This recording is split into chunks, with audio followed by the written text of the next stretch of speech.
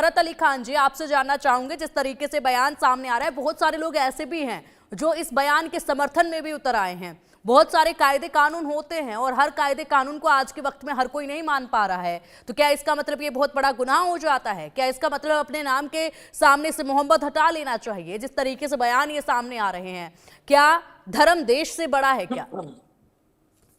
देखिए, ऐसा है कि मैं बहुत अच्छे बड़े चैनल पर बैठा हूं, लेकिन मैं एक बात कहूंगा कि कुछ मुसलमानों में भी कुत्ता जात के मुसलमान होते हैं, जैसे हर जगह पर भौंकना भौंकना भौंकना है, और उन्हीं की वजह से शमी अहमद हो या फरत अली खान वो बदनाम होते हैं।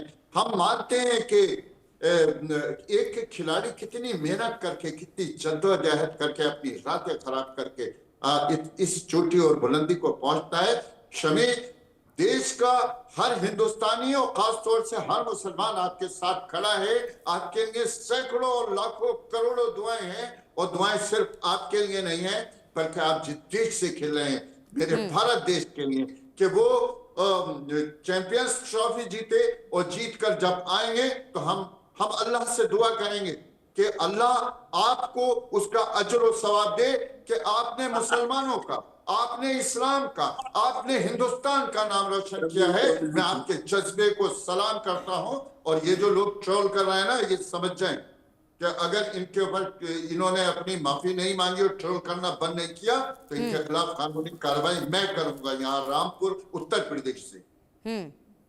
तो आप कह रहे हैं कि अगर उन्होंने माफी नहीं मांगी तो आप कानूनी कार्रवाई करेंगे, कानूनी कार्रवाई की तरफ आप कदम बढ़ाएंगे। तो क्या लगता है आपको कि क्या उन्हें अपना ये बयान वापस लेना चाहिए, माफी मांग लेनी चाहिए? ये मैं जानना चाहूंगी इलियास जी से भी। इलियास जी, आपको भी क्या लगता है कि माफी इस चीज पर मान लेनी चाहिए? क्योंकि फरत अली खान जी तो कह रहे हैं कि वो कानूनी कार्रवाई की भी इस पर मांग करेंगे, जिस तरीके से वो बयान दे रहे हैं। हालांकि उनकी आदत सी हो गई है, मौलाना शहाबुद्दीन की अब आदत सी हो गई है इस तरह के विवादित बयान देकर माहौल कहीं ना कहीं खराब करने को लेकर। मैं कहना चाहता हूं कि कानूनी कार्रवाई से ज्यादा बेहतर है तमाम दरगाह पूजा वालों को और मखलूक की पूजा वालों को, पैदा हुई सब चीजों की पूजा करने वालों को एजुकेट करें, कुरान हदीस तर्जुमे से पढ़ाएं। सबका मालिक रब ईश्वर एक है और आखिरी नबी मोहम्मद सल्लल्लाहु अलैहि वसल्लम है। उन्होंने हुक्म दिया है कि मुसाफिर के लिए छूट है, बीमार के लिए छूट है रोजे में।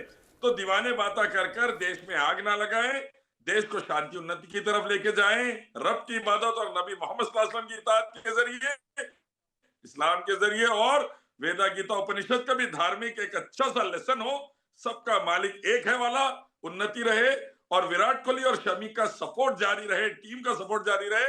भारत को चैंपियंस ट्रॉफी, वर्ल्ड कप, तमाम कप हमारे पास लाने के लिए कोशिशें जारी रहे, और अल्हम्दुलिल्लाह कसीरा देश में शांति उन्नति बनी रहे, रोजगार मिले, और आपस की अर्थव्यवस्था सुधरे, और आपस की बर्बादी खत्म हो। इसकी कोशिश होनी चाहिए, एजुकेट करना चाहिए मेरी नजर। बिल्कुल बिल्कुल बिल्कुल इलियास जी, और जाहिर सी बात है कि किसी भी धर्म से ज्यादा बड़ा देश होता है, और देश के लिए इस वक्त जी जान लगा रहे हैं शमी वहां पर, और जी तोड़ मेहनत कर रहे हैं। ऐसे में ये कहा भी जाता है कि कर्म ही पूजा है, और कर्म जो है वो किए जा रहे हैं, क्योंकि अल्लाह हो, ईश्वर हो, कर्म से ही खुश होते हैं, ना कि घर पर बैठकर महज रोजे रखकर आप सभी नेक कार्य छोड़ दो उसके बाद खुश होते हैं। मेरी नज़र में ये मानना है कि अगर आप अच्छे कार्य करते हैं, किसी का बुरा नहीं करते हैं, कोई गुनाह नहीं करते हैं, कोई क्राइम नहीं करते हैं, तो इसी से अल्लाह जो है वो खुश होते हैं, और वही असली रोज़े होते हैं, ना कि पूरा दिन खुद को प्रताड़ित करके भूखे पेट एक जगह पर बैठ कर रख देना। ये इससे कोई भी भगवान जो है वो खुश नहीं होता है। जी इलियास जी, पूरा दिन खाना पानी से रोक कर अपने आप को एक कमांडो ट्रेनिंग अल्लाह ताला दिलाते हैं कि तुम तमाम बुराइयों से, तमाम किस्म के गलत कामों से रुक सकते हो। जब अच्छे चीज से भी रुक सकते हो, गंदी और बुरी चीजों से भी रुक सकते हो, बलात्कार से रुक सकते हो, मर्डर से रुक सकते हो, करप्शन से रुक सकते हो, रिश्वत से रुक सकते हो, झूठ, धोखेबाजी, गद्दारी से रुक सकते हो। और अल्हम्दुलिल्लाह मुसलमान रोजे रहकर अंग्रेजों के खिलाफ लड़ के भारत को आजादी दिलाई थी, अल्हम्दुलिल्लाह। और रोजे से वो कुव्वत अंदर पैदा होती है, एक अल्लाह का डर और किसी से नहीं डरना, एक अल्लाह, एक रब से डर और किसी से नहीं डरना। अल्हम्दुलिल्लाह उसकी वजह से भारत में एक बार गुलामी की जंजीरों को तोड़ा गया, और फिर से ऐसी जरूरत पड़ी तो तोड़ा जाएगा। रोजा ये ट्रेनिंग दिलाता है, रब की तरफ लेकर आता है, शैतान से दूर करता है, जहन्नुम से बचाता है। और जो लोग शमी को टारगेट कर रहे हैं, जहालत की बुनियाद पर कर रहे हैं, दरगाह पूजा से उनका दिमाग में गोबर भर गया, कुरान हदीस से वो दूर होगा इंशाअल्लाह। इलियास जी, एक सवाल मेरा यहाँ पर आपसे ये भी है, आप कह रहे हैं कि जो रोजे होते हैं वो ट्रेनिंग दिलवाते हैं। ट्रेनिंग एक इस तरह की होती है कि आप किसी भी स्थिति में जो है लड़ सकते हैं। आप ये कह रहे हैं कि ये ट्रेनिंग होती है रोजे, लेकिन अगर इनको जबरदस्ती किसी इंसान पर थोपा जाए तो क्या वो सही है, या फिर दिल से अल्लाह को 7 माना साल जाए, का बच्चा अल्लाह हमारे को पास याद करके, बाहर से अल्लाह की इबादत करके रोजे रखे जाए, वो ज्यादा बेहतर है, या जबरदस्ती किसी से रोजे रखवाए जाए, जबरदस्ती इबादत अल्लाह की करवाई जाए, वो ज्यादा बेहतर है? 7 साल का बच्चा खुद से लड़के हमारे पास रोजे रहने का रिवाज है, हम रोकते हैं, बेटा तुम पे फर्ज नहीं है, रुक जाओ, 15 साल के हो जाओ। उन्हें लड़ता है। मेरे 6 बेटे 1 बेटी लड़के रोजा रहते थे बचपन से।